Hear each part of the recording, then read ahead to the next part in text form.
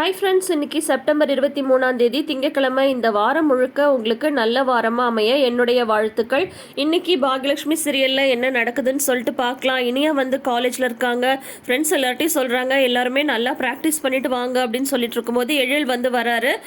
எழில் வந்து என்ன லட்டு, என்ன விஷயம், திடீர்னு எனக்கு கால் பண்ணி இங்கே வர சொன்னேன் அப்படின்னு சொல்கிறாங்க. ஆமாண்ணே, உங்ககிட்ட ஒரு முக்கியமான விஷயம் அப்படின்றாங்க. என்னது, என்னை ஏதாவது பார்க்கணுன்னு தோணுச்சா அப்படின்னு சொல்லி கேட்குறாங்க. உன்னை பார்க்கணுன்னு தோணுச்சு, இருந்தாலுமே இன்னொரு விஷயத்தையும் உங்ககிட்ட சொல்லணும் அப்படின்னு சொல்கிறாங்க இனியா. என்ன அப்படின்னு சொல்லிட்டு கேட்கும்போது, இந்த மாதிரி வந்து டான்ஸ் மச்சி டான்ஸ்னு ஒரு டான்ஸ் ஷோ இருக்கும் தெரியும்ல நான் உனக்கு அப்படின்னதும் ஆமாம் அப்படின்றாங்க. அதோட ஆடிஷன் வந்து காலேஜில் நடக்க போகுது, நான் வந்து அதில் கலந்துக்கலான் இருக்கேன் அப்படின்னதும் சூப்பர் அப்படின்னு சொல்கிறாங்க. ஆனால் இந்த விஷயம் வந்து வேற யாருக்கும் தெரிய வேணான்னு அப்படின்றாங்க. ஏன் லட்டு, இது ஒரு நல்ல விஷயம் தானே, ஏன் யாருக்கும் தெரிய வேணான்னு சொல்கிற அப்படின்னு சொல்லிட்டு எழில் வந்து சொல்கிறாரு. உடனே அதுக்கு இனியா வந்து சொல்கிறாங்க, இல்லைண்ணே நான் ஆடிஷனில் செலக்ட் ஆனதுக்கப்புறம் எல்லாருக்கும் வந்து சொல்கிறேன் அப்படின்றாங்க. ஓ அப்படியா, சரி சரி ஓகே அப்படின்னு சொல்லிட்டு இருக்காங்க. இது ஒரு நல்ல விஷயம் லட்டு அப்படின்னு சொல்லிட்டு இருக்கும்போதே பாட்டி வந்து வந்துடுறாங்க இனியாவை கூட்டிகிட்டு போக. ஆனால் பாட்டி வந்து வராங்க, இந்த விஷயத்தை பற்றி பேசாத அப்படின்னு சொல்கிறாங்க. சரி ஓகே அப்படின்னு சொல்லிடுறாங்க. ஏன் இனியா நீ வந்து பாட்டியை வர சொன்ன, அதான் நானே உன்னை வந்து வீட்டில் வந்து கொண்டு போய் விட்டுருப்பல்ல அப்படின்னு சொல்லிட்டு கேட்குறாங்க எழில். இல்லைண்ணே, நான் வந்து உனக்கு கால் பண்ணுறதுக்கு முன்னாடியே பாட்டி வந்து கிளம்பிட்டாங்க அப்படின்னு சொல்கிறாங்க. சரி ஓகே அப்படின்னு சொல்லிட்டு இருக்கும்போது பாட்டி வந்து வராங்க. எழில நீ எங்கடா இங்கே அப்படின்னதும், அது ஒன்றும் இல்லை பாட்டி, சும்மா நான் இந்த பக்கம் வந்தேன், அப்படியே இனியாவை பார்த்துட்டு போகலான்னு வந்தேன் அப்படின்றாங்க. ஓ அப்படியா, சரி சரி, அமிர்தா நிலா பாப்பாலாம் எப்படி இருக்காங்க அப்படின்னதும் நல்லா இருக்காங்க அப்படின்னு சொல்கிறாங்க. சரி இனியா நம்ம வந்து கிளம்பலாமா அப்படின்னு சொல்லி கேட்குறாங்க. அப்புறம் எழில் வந்து சொல்கிறாரு, பாட்டி பக்கத்தில் ஒரு காஃபி ஷாப் இருக்கு, நம்ம போய் அங்கே காஃபி குடிச்சிட்டு போகலாமா அப்படின்னது. எதுக்குடா அப்படின்றாங்க. சும்மா தான் பாட்டி, அங்கே நல்லா இருக்கும் காஃபி, வாங்க போகலாம் அப்படின்னு சொல்கிறாங்க. சரி ஓகேன்னு சொல்லிட்டு இவங்க 3 பேரும் போகிறாங்க. அப்புறம் அந்த காஃபி ஷாப்பில் வந்து இந்த காஃபி வந்து சூப்பராக இருக்கும் அப்படின்னு சொல்லும்போது, நம்ம அம்மா காஃபி விடவா அப்படின்றாங்க இனியா. அம்மா காஃபியை அடிச்சுக்க முடியாது, ஆனால் இருந்தாலுமே இங்கே வந்து காஃபி நல்லாயிருக்கும் அப்படின்னு சொல்கிறாங்க. அதுக்கப்புறம் ஸ்நாக்ஸ் ஏதாவது ஆர்டர் பண்ணவான்னு கேட்குறாரு எழில்.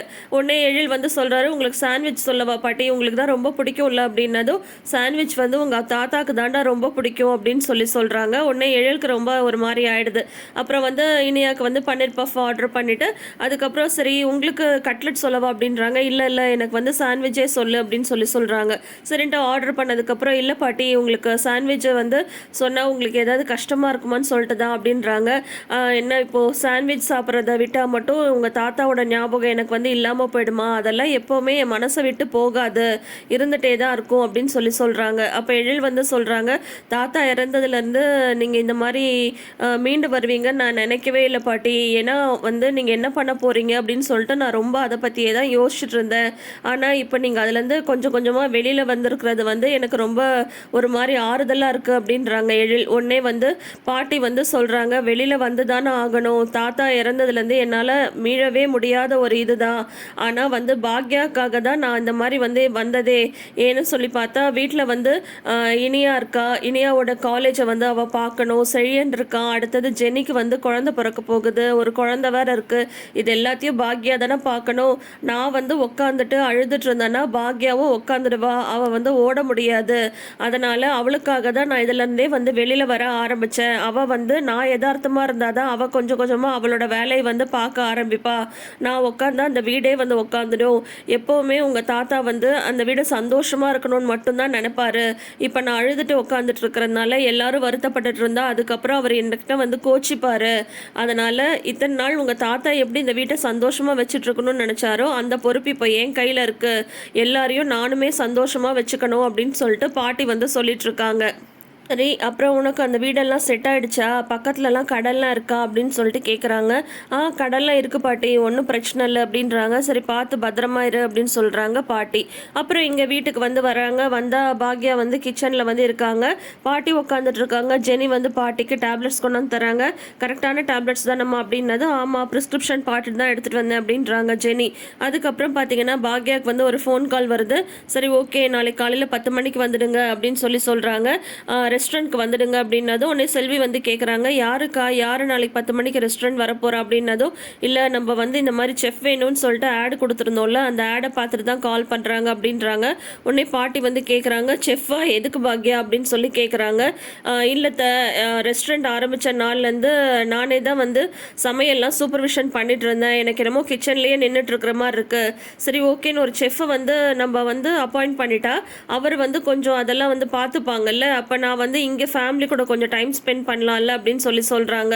உடனே வந்து பாட்டி வந்து சொல்கிறாங்க, என்ன பாக்யா நீ இவ்வளோ தூரம் கஷ்டப்பட்டு முன்னேறி ரெஸ்டாரண்ட் வர வைக்கிற அளவு நீ வந்து வந்திருக்க, இப்போ வந்து ஒரு ஆளை வந்து வைக்கிறேன்னு சொல்கிறியே, எனக்காகலாம் நீ அந்த மாதிரிலாம் எதுவும் பண்ண வேண்டாம். எனக்கு என்ன, என் கூட தான் ஜெனி, செழியனு, இனியா எல்லாருமே இருக்காங்கல்ல, ஜெனி வந்து கூடயே இருந்து என்னை பார்த்துக்கிறா. அப்புறம் என்னம்மா நீ வந்து என்னை பற்றி யோசிக்காத, நீ உன்னோட தொழிலை மட்டும் பாரு, அது எவ்வளோ ஒரு ரொம்ப முக்கியமான விஷயம் அப்படின்னதும் உடனே செல்வி வந்து சொல்கிறாங்க, அம்மா நீங்கள் வேற, அக்கா வந்து எங்கம்மா வந்து இவங்களெல்லாம் பற்றி நினைக்காம இருக்க போகுதா, இல்லை அங்கே மட்டும் வேலை செய்யாமல் இருக்க போகுதா? இங்கேருந்து கிளம்பி ரெஸ்டாரண்ட் வந்துட்டா அங்கேயே சுற்றி சுற்றி சுற்றி அக்கா தான் எல்லா வேலையும் இழுத்து போட்டு செய்யுது. இப்போ இந்த மாதிரி சமையலுக்கு ஒரு ஆள் வச்சுட்டாவாது அக்காவுக்கும் கொஞ்சம் ரெஸ்ட் கிடைக்கும்ல அப்படின்னு சொல்லிட்டு செல்வி வந்து சொல்கிறாங்க. உனக்கு வந்து கொஞ்சமாவது ரெஸ்ட் கிடைக்கும் அப்படின்ற மாதிரி இருந்தால் சரி பாக்யா, மற்றபடி எனக்காக யோசிச்செல்லாம் நீ வந்து எதுவுமே வந்து பண்ண வேண்டாம், உனக்கு சரின்னு படுறத நீ வந்து தாராளமாக செய் அப்படின்னு சொல்லிட்டு பாட்டி வந்து சொல்கிறாங்க. சரிங்க அப்படின்றாங்க பாக்யா. அடுத்த நாள் பார்த்தீங்கன்னா கோபியோட கிச்சனில் பயங்கர பரபரப்பாக வேலை போயிட்டுருக்கு. ஆர்டர் மேலே ஆர்டர் வந்துட்டுருக்கு. செந்தில் வந்து உட்காந்துட்ருக்காரு. அப்போ வந்து செந்தில் வந்து சொல்கிறாங்க, பரவாயில்லையேடா, நல்லா வந்து போயிட்டுருக்கு போல இருக்கே, ஆர்டர் மேலே ஆர்டர் வருது அப்படின்னதும், ஆமாம் பின்ன பிஸ்னஸே பண்ண தெரியாத ஒருத்தியெல்லாம் பிஸ்னஸ் பண்ணி ரெஸ்டாரண்ட் வைக்கிற அளவு வந்துட்டு இருக்கும்போது, நான் வந்து MBA ஃபஸ்ட் கிளாஸில் பாஸ் பண்ணியிருக்கேன், பிஸ்னஸ் நடத்தி ஓஹோன்னு இருந்தவன், என்னால் ஒரு பிஸ்னஸை நடத்த முடியாதா என்ன அப்படின்னு சொல்லிட்டு கேட்குறாங்க.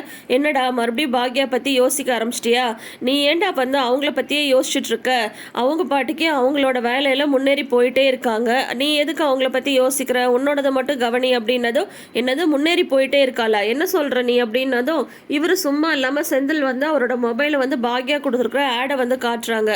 இங்கே பார்த்தியா அவங்க வந்து ஒரு செஃப் வேணும்னு சொல்லிட்டு ஆட் கொடுத்துருக்காங்க, அதுக்கு என்ன அர்த்தம், அவங்க பிஸ்னஸை எக்ஸ்பேண்ட் பண்ண போகிறாங்கன்னு தானே அர்த்தம் அப்படின்றாங்க. 5000 பேர் கூட அசால்ட்டாக சமைப்பா, செஃப் வச்சு பிஸ்னஸ் எக்ஸ்பேண்ட் பண்ணுற அளவு வந்துட்டாளா, இதை வந்து சும்மா விடக்கூடாது அப்படின்றாங்க. டே டே டே நீ எதுக்குடா அதை பற்றி வந்து யோசிக்கிற, உன்னோட பிஸ்னஸ் நீ கவனி, அவங்க பாட்டிக்கு அவங்க வேலையை அவங்க பார்க்கட்டும் அப்படின்னு சொல்லிட்டு செந்தில் வந்து சொல்லிட்டு இருக்காரு. அப்போ வந்து அனந்தன் சொல்லிட்டு ஒரு செஃப் வந்து வராரு. இந்த மாதிரி வந்து நான் சமையல் முடிச்சிட்டேன் சார், நீங்கள் வந்து டேஸ்ட் பண்ணிங்கன்னா பேக் பண்ணிடலாம் அப்படின்னதும், டெய்லி நான் வந்து பார்த்துட்டு தானே இருக்கேன், நீங்கள் பாட்டிக்கு நீங்கள் ப்ரொசீட் பண்ணுங்க அப்படின்னு சொல்கிறாரு. அதுக்கப்புறம் ஒரு நிமிஷம் நில்லுங்க அப்படின்றாங்க. நீங்கள் நம்ம கிச்சனில் வந்து ஜாயின் பண்ணி எவ்வளோ நாள் இருக்கும் அப்படின்னு சொல்லி கேட்கும்போது 1 month கம்ப்ளீட் ஆகிடுச்சு சார் அப்படின்னு சொல்லி சொல்கிறாங்க. ஓ அப்படியா, சரி சரி, நாளையிலேருந்து உங்களுக்கு நம்ம கிச்சனில் வேலை இல்லை அப்படின்றாங்க. ஐயோ ஏன் சார், நான் ஏதாவது தப்பு பண்ணிட்டேனா அப்படின்னு சொல்லிட்டு அவர் வந்து கேட்குறாரு.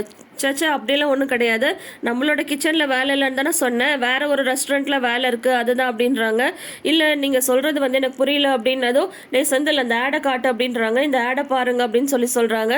இது வந்து ஈஸ்வரி ஃபுட்ஸ்ன்னு சொல்லிட்டு ஒரு ரெஸ்டாரண்ட், அதோட ஓனர் தான் அவங்க பாக்யலட்சுமி, நீங்கள் வந்து அந்த ரெஸ்டாரண்ட்டில் தான் வேலை பார்க்க போகிறீங்க அப்படின்னதும், எதுக்கு சார் அப்படின்னு சொல்லி சொல்கிறாங்க. அது எல்லாமே நான் வந்து சொல்கிறேன், நீங்கள் நாளைக்கு போயிட்டு அந்த இன்டர்வியூ வந்து அட்டன் பண்ணி எப்படியாவது நீங்கள் வந்து அங்கே ஜாயின் பண்ணணும், அங்கே அவங்களோட ஒர்க் ஆர்டர்ஸு, அவங்க என்னெல்லாம் பண்ணுறாங்க, எப்படியெல்லாம் அவங்களோட சமையல்லாம் போயிட்டுருக்கு, அவங்களோட ரெஸ்டாரண்ட் எப்படி நடக்குது, என்ன ஏதுன்றதெல்லாம் நீங்கள் வந்து எனக்கு அப்டேட் பண்ணணும் அப்படின்றாங்க.